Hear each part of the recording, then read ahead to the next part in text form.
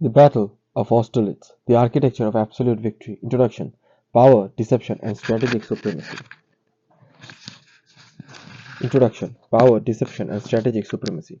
The Battle of Austerlitz represents not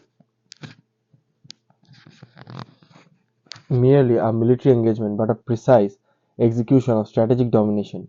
It was fought on 2nd of December 19 It was fought on 2nd of December 1805 and involved approximately 158,000 troops with roughly 24,000 casualties. What distinguished this battle is not scale but asymmetry of intelligence, control, and psychological manipulation. The outcome was predetermined the moment Napoleon dictated the terrain, tempo, and the perception of weakness. If we study this superficially, we treat it as a battle of armies. It was not. It was a control collapse engineered by a single mind against structurally inferior decision makers. Strategic context. Structural weakness of coalitions. The battle occurred within a framework of the War of the Third Coalition, where Britain, Russia, and Austria aligned against France, and coalitions by nature are unstable command structures. Multiple sovereigns produce conflicting incentives, diluted authority, and slower decision cycles. Napoleon faced not one enemy but a fragmented system. The Alexander I interfered with command hierarchy. Mikhail Kutuzov understood the strategic risk but lacked authority. The Austrian command structure was bureaucratic and reactive. This creates a predictable failure point, decision paralysis, followed by overcorrection. Napoleon exploited this by forcing a premature engagement. The core mechanism manufactured weakness as a strategic bait. Napoleon's central move was not tactical, it was psychological. He deliberately weakened his right flank, abandoned the Pratzen height. This was not incompetence, it was controlled vulnerability. The enemy interpreted it as opportunity. This is where the typical reasoning falls. We assume strength must be displayed. In reality, visible weakness is a higher order weapon when opponent lacks discipline. The Allied forces executed exactly what Napoleon predicted, a large-scale movement to flank the French right. This created a vacuum in their center. At that moment, the battle was already lost for them. Execution, timing, terrain, and information control. Napoleon's decisive strike occurred when the morning mist cleared. The so-called sun of Austerlitz was not symbolical, it was operational timing. He waited until the Allied center was exposed. Their forces overextended. Visibility favored rapid offensive movement. Then he deployed Soult's corps directly into the weakened center, splitting the Allied army into two disconnected segments. This is the point where the thinking must shift. Victory was not about killing more soldiers, it was about breaking structural coherence once the center collapsed. The flanks become irrelevant. Collapse dynamics from order to irreversible disorder. Once divided, the Allied army entered a state of systematic failure. Communications broke down, command authority fragmented, units acted independently without coordination. Napoleon's transition from strategy to exploitation. Cavalry, artillery were used not for engagement but for annihilation during retreat. The infamous retreat across the frozen lakes, whether exaggerated or not, symbolizes the final stage of collapse. Uncontrolled withdrawal under pressure. This is what happens when an army loses coherence. It stops being an army and becomes a crowd. Quantitative outcome, disproportionate losses. The numbers are not subtle. Allied casualties approximately from 27,000 to 36,000, while French casualties were approximately somewhere between 8,500 to 9,000. This is not just victory, it is efficiency, roughly 3:1 casualty ratio in favor of the French, despite initial numerical disadvantage. If your actions produce symmetric losses, you are operating at a low level. Napoleon operated asymmetrically. Political consequences, system level reconfiguration. The military result triggered structural geopolitical changes, the dissolution of the Holy Roman Empire, the creation of the Confederation of the Rhine, Austria's removal from the war via the Treaty of Pressburg, Russian withdrawal from Central Europe. This is the real objective of war, not battlefield success, but system redesign. Napoleon didn't win a battle, he rewired the entire political architecture of Europe. Failure analysis, why Allies lost. The Allied defeat is not mysterious, it is predictable based on structural flaws. Overconfidence induced by perceived French weakness. Centralized decision overridden by an inexperienced sovereign, failure to recognize strategic deception, poor synchronization of multi-column attacks, abandonment of advantageous terrain. Each of these is a controllable variable. They fail to control all of them. Strategic lessons, what actually matters. We are currently operating at a level where we focus on effort rather than leverage. The battle exposes that flaw. First order thinking, fight harder, deploy more troops. Second order thinking, manipulate positioning. Third order thinking, control enemy perception and force them into losing decisions. Napoleon operated at the third order, thinking consistently. Battle assessment, the nature of true dominance. The Battle of Austerlitz is not remembered because of violence, but because of control. Napoleon dictated where the battle would occur, when the engagement would begin, how the enemy would move, what mistakes they would make. Once those variables are under your control, the outcome is mechanical. Structural deception of the Battle of Austerlitz. Premise: why the current approach fails. To ensure zero information leakage, the battle must be divided into 12 phases, each representing a distinct layer of casualty. Anything less, the complexity collapses. Anything more, the focus changes. Phase 1: Macro geopolitical context. Phase 2: Coalition formation and structural weakness. Phase 3: Pre-campaigning military position. Phase 4: Intelligence, reconnaissance, and perception warfare. Phase 5: Terrain analysis and strategic geography. Phase 6: Order of battle and force composition. Phase 7: Pre-battle psychological trap. Phase 8: Opening engagements. Phase 9: Decisive strike on the center. Phase 10: Collapse and fragmentation. Phase 11: Tactical outcomes and casualty asymmetry. Phase 12: Strategic and political consequences. The first analytical mistake is to treat the Battle of Austerlitz as an isolated clash between armies on a winter field in Moravia. It was not. By the time the armies met near Austerlitz, Europe had already been in upheaval for more than a decade. The French Revolutionary Wars had shattered the older diplomatic equilibrium, broke earlier coalitions, and turned France from a revolutionary state into an expansionist imperial power. The battle was therefore not a sudden event but a concentrated result of accumulated instability, unresolved wars, failed settlements, and the inability of the European powers to create a durable order under repeated French victories.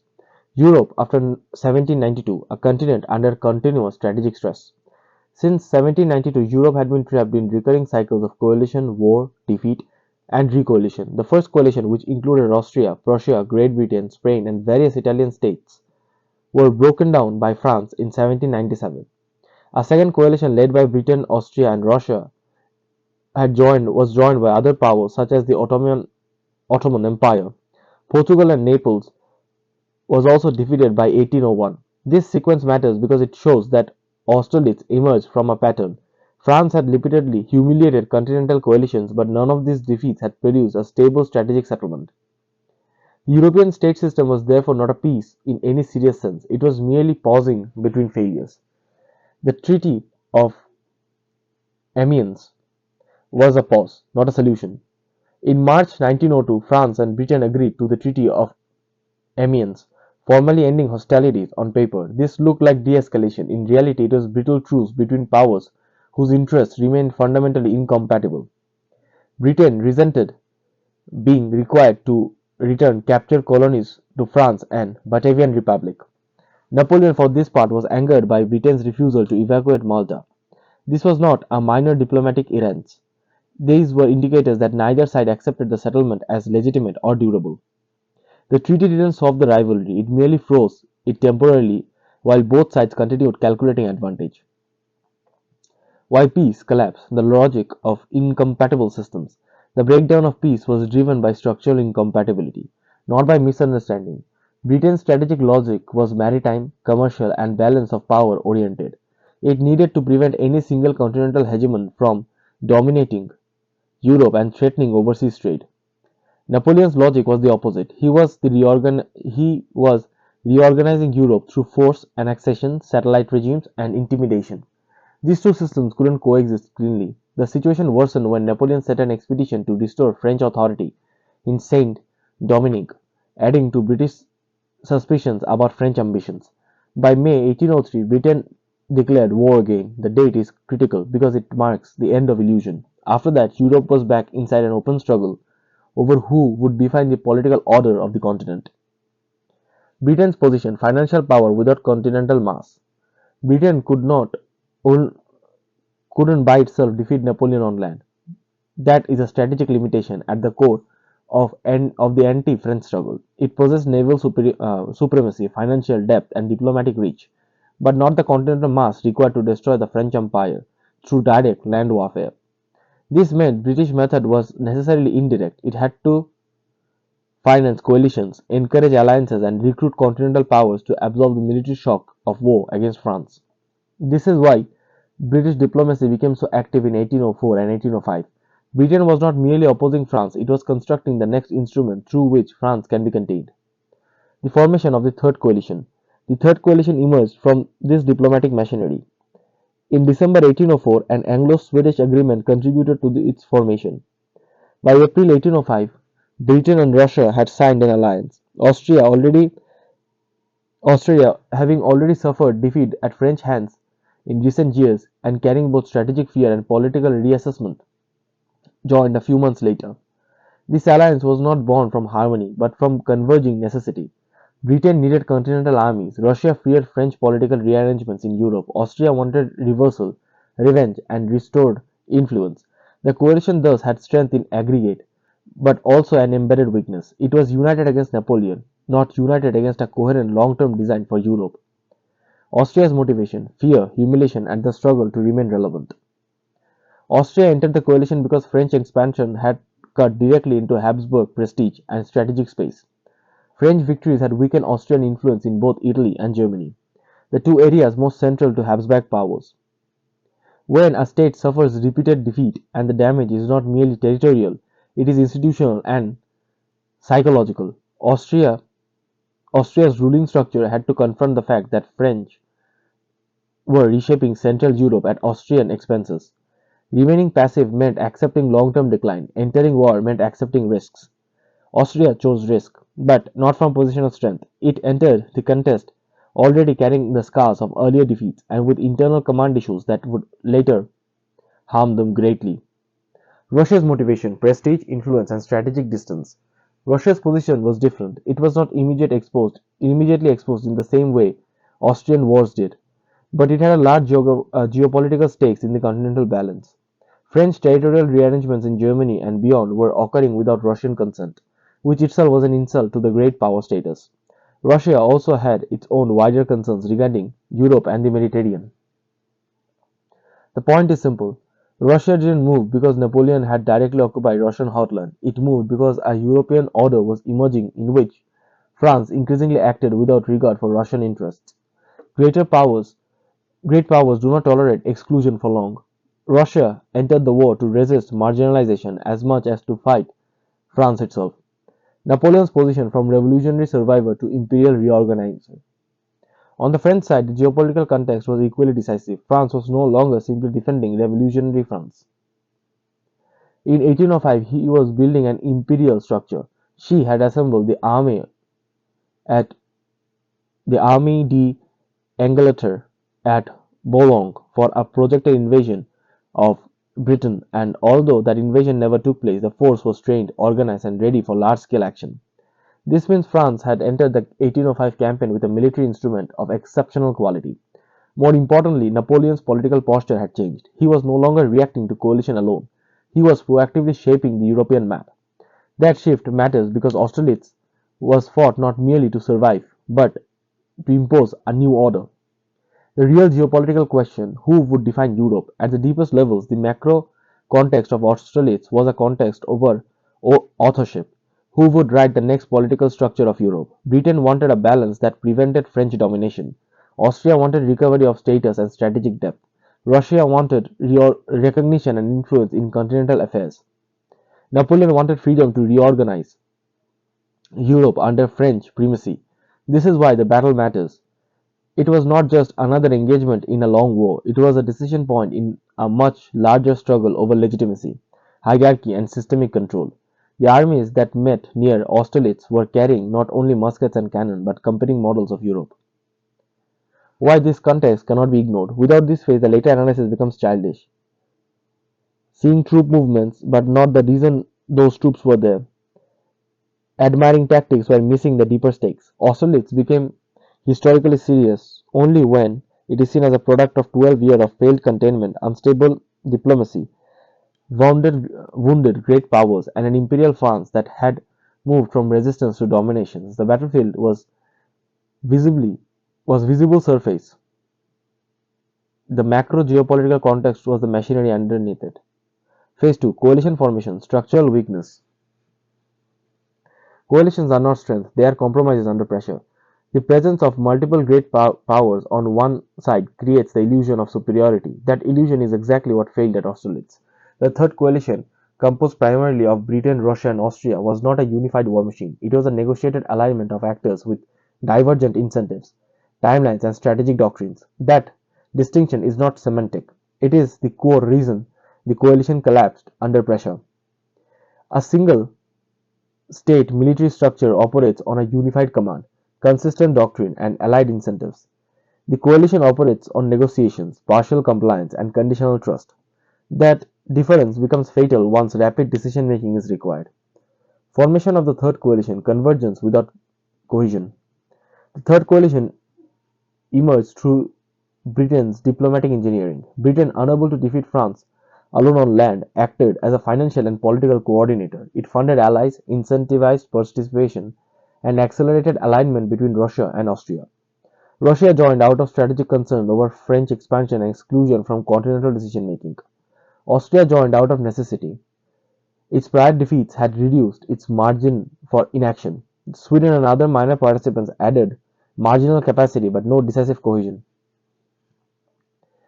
Divergent strategic objectives, no single war aim. The coalition partners were not fighting the same war.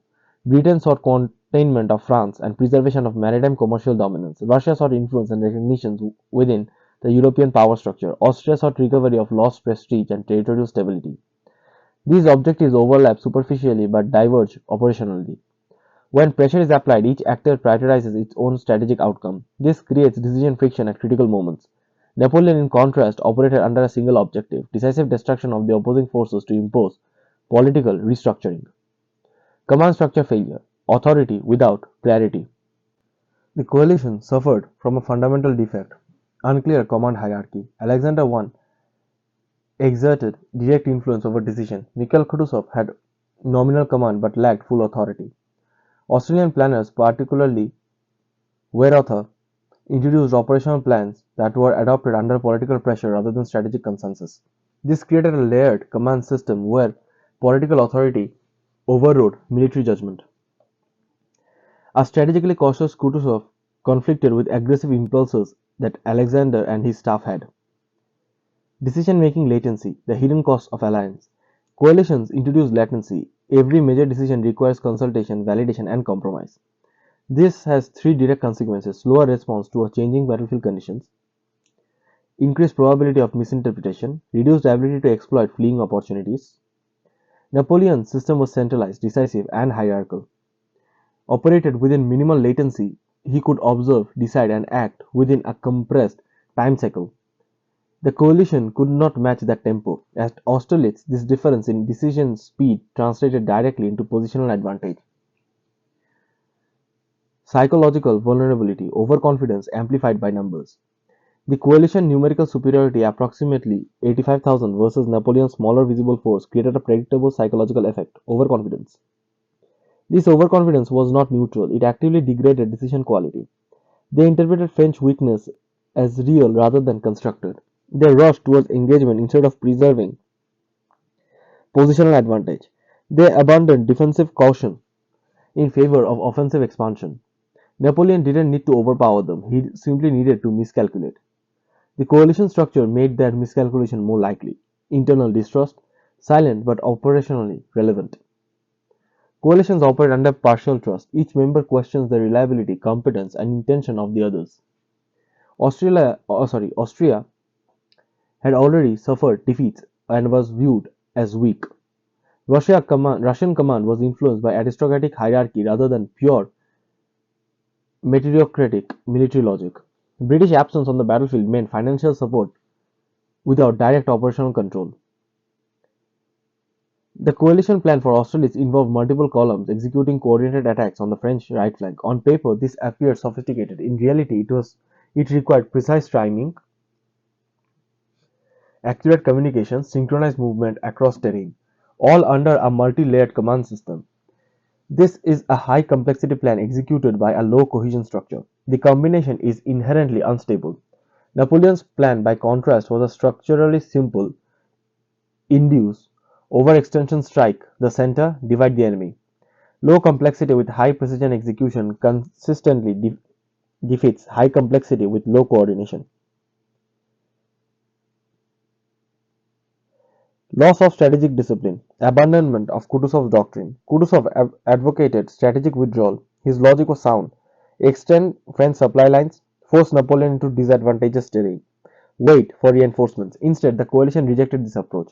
Political pressure, particularly from Alexander I and aggressive staff officers, overrode strategic prudence. This decision eliminated their structural advantage. By choosing to engage on Napoleon's terms, they converted a potentially favorable long-term position into an immediate tactical vulnerability. The core structural failure. The coalition's defeat can be reduced to a single structural equation: multiple decision centers, divergent incentives, slow coordination, predictable strategic error.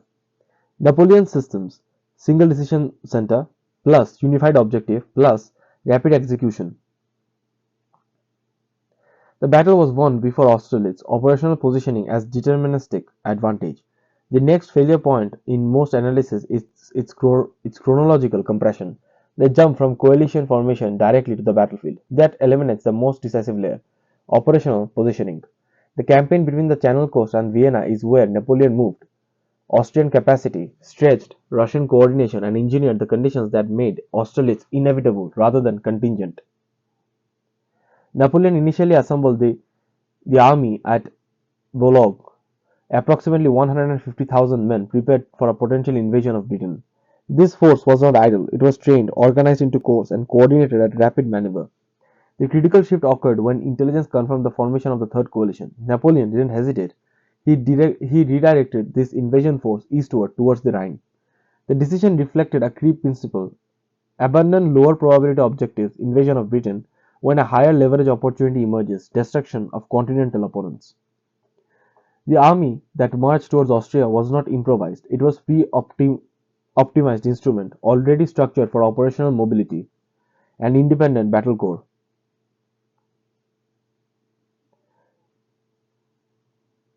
At this stage, Napoleon was not invulnerable. His lines of communications were extended. His force was deep inside Central Europe, operating far from their original base. This created a potential weakness. If the Allies avoided battle and prolonged the campaign, French logistics could degrade. If Prussia entered the war against France, strategic pressure could increase. Napoleon understood this. This is why he needed a decisive engagement quickly. This is critical. Austerlitz was not optional for Napoleon. It was necessary to convert operational success into strategic finality. Forcing the battle, strategic necessity. Napoleon's objective after Vienna was clear: force the Allies into a decisive battle under controlled conditions. He could not allow extended maneuver warfare, reinforcement by additional coalition forces, stabilization of Allied command structure. By the time the Allied forces regrouped near Austerlitz, they had already lost a major army at Ulm. Their capital, Vienna, had fallen. Their forces were partially assembled under political pressure. At the end of the phase, the situation is mathematically clear. Napoleon controls initiative, Allies are reacting, Austria is weakened, Russia is present but not fully integrated. The battle transitions from movement to manipulation. At this stage, brute force is no longer from dominant variable. The armies are in proximity. Operational positioning is largely complete. Both sides are aware of each other's presence. From this point onwards, the decisive domain shifts from physical maneuver to cognitive control. This is where most analyses collapse. They track troop movements but ignore perception shaping. At Austerlitz, perception was the primary weapon. Napoleon didn't simply fight the Allied army, he rewired how that army interpreted reality. Napoleon operated with clear objective: create asymmetry not in numbers but in information quality. Fraying weakness, the core deception mechanism. The central instrument of perception warfare was deliberate weakness. Napoleon executed three visible signals. He abandoned the strategically dominant Pratzen Heights. He exposed weakened he exposed and weakened his right flank. He engaged in diplomatic gestures suggesting reluctance to fight. Each of these signals was individually interpretable. Together they formed a coherent narrative. The French was vulnerable, overstretched, and seeking to avoid decisive engagement. This entire narrative was false. All critical The critical point is that not Napoleon deceived the Allies. The critical point is that Allies wanted to believe the deception.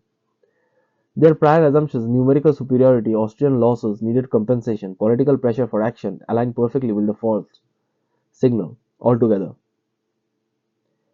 Terrain as the hidden lever. Napoleon's understanding of terrain was not limited to geography, it included how terrain would be perceived by the enemy.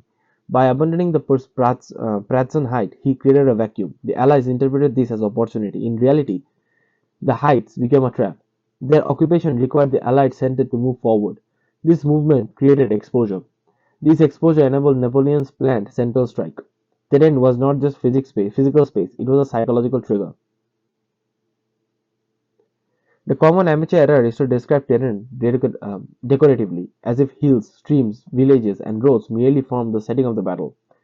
This is intellectually weak. Terrain isn't scenery. Terrain is a control mechanism. It determines speed, visibility, concentration, delay, defensibility, artillery effectiveness, and command communication, as well as retreat pathways. At Austerlitz, terrain was not incidental at Napoleon's victory. It was one of the most important instruments that manufactured his victory.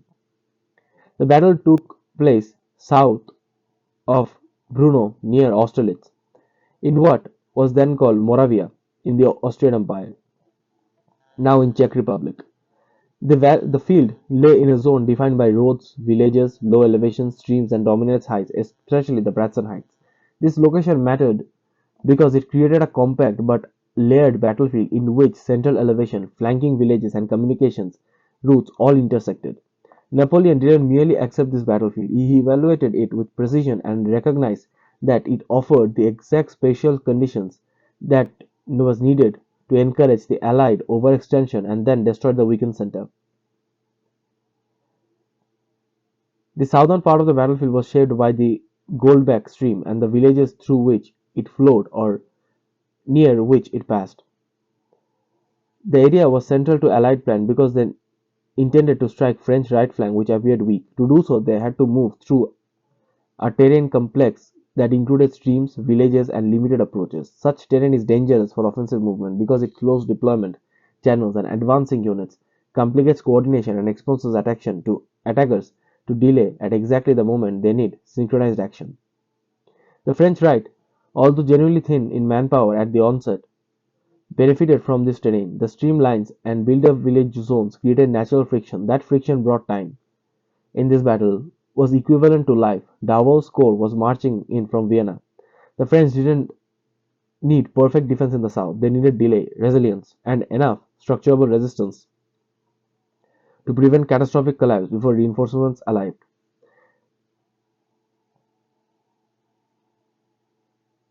Even the endgame was shaped by geography. As the Allied army fragmented, retreat pathways mattered. The famous episode of troops withdrawing towards the frozen Satsyan Ponds showed that geography continues to kill after tactical cohesion collapses. Whether some later accounts exaggerate the scale of drowning, the large point remains valid once an army is routed. Terrain that seemed manageable under order becomes deadly under panic. Frozen water, narrow routes, blocked movement corridors, magnify collapse. Thus, terrain at Austerlitz didn't merely enable French victory in the attack phase, it also intensified Allied destruction.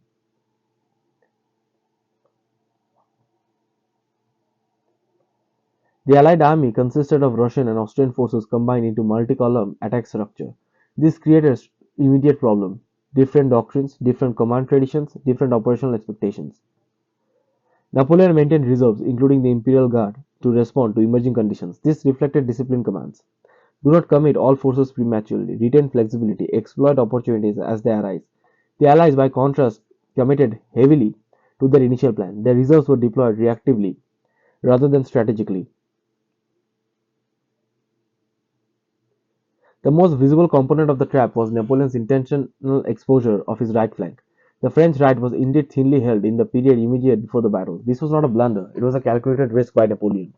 Napoleon knew that Allied planners, seeing this apparent vulnerability, would likely direct their main weight against that sector in hope of rolling up the French line and serving communications towards Vienna. The logic was blunt and exact. A commander who visibly protects every flank communicates caution and readiness. A commander who appears unable or unwilling to protect a flank communicates weakness. Napoleon wanted the second signal. He wanted the Allies to think they were obscuring overextension, fatigue, and defensive instability. This is what makes the trap superior to crude deception. It was not a false weakness in the sense of pure illusion. The French right was genuinely under pressure and genuinely vulnerable for a time. But it was vulnerable within a larger design that accounted for delay terrain. Davos impeding, and the answer was Davos impending arrival. Napoleon didn't create a fake problem, he created a real and manageable problem in order to generate a fatal enemy overreaction. The most dangerous and most decisive compound of the trap was Napoleon's abandonment of the Pratzen Height. This was a single gesture that would likely convince the enemy that the French army was indeed indecisive and strategically compromised. High ground in the center of the battlefield is not relinquished casually. When Napoleon yielded it, the Allies interpreted the act as a confirmation of French weakness. But again, the act only makes sense if one understands the underlying logic. The height had value not simply because they were elevated, but because they anchored the center. If the Allies occupied them in strength and remained there, they would retain a powerful positional advantage. But if, after occupying them, they drained them of force in order to attack the French right, then the heights would cease to function as an obscure bastion and would expose a central artery. Napoleon therefore didn't merely surrender ground, he baited the enemy into misusing ground. Napoleon reinforced the military posture with diplomatic theater. He sent signals suggesting that he wished to avoid battle. He engaged in communication that projected hesitation and softness rather than confidence. These gestures were not aimed at peace, they were aimed at interpretation. Their purpose was to deepen Allied conviction that the French position was strained and that Napoleon himself doubted the wisdom of an immediate clash. The important point here is that diplomacy and deployment were synchronized. Either one alone might have been ambiguous. Together they formed a central, controllable and coherent narrative. The French appeared to be giving ground, weakening a flank, and exploring political exit. That narrative invited the exact conclusion Napoleon wanted the Allies to draw: attack now before the French recovers. The Allied planners, especially France von Gerother, and the more aggressive elements around the Tsar interpreted the situation as follows: the French right was weak, the French center could be fixed, the French seemed uncertain, a concentrated movement on the right cut Napoleon off and decide the battle quickly. These conclusions were not random, they were the output Napoleon intended. What they failed to understand was that they were being invited to privilege a flank cover over a center and motion over stability, apparent opportunity over structural security. In accepting that invitation, they converted their numerical superiority into a distribution problem. Troops pulled away from the center in pursuit of the right could no longer guarantee central resilience. The real accomplishment of the pre-battle trap was not that Napoleon fooled the enemy in a childish sense. It was that he caused the enemy to participate voluntarily in the dismantling of its own central coherence. He didn't immediately defeat Allied intentions, he authored them.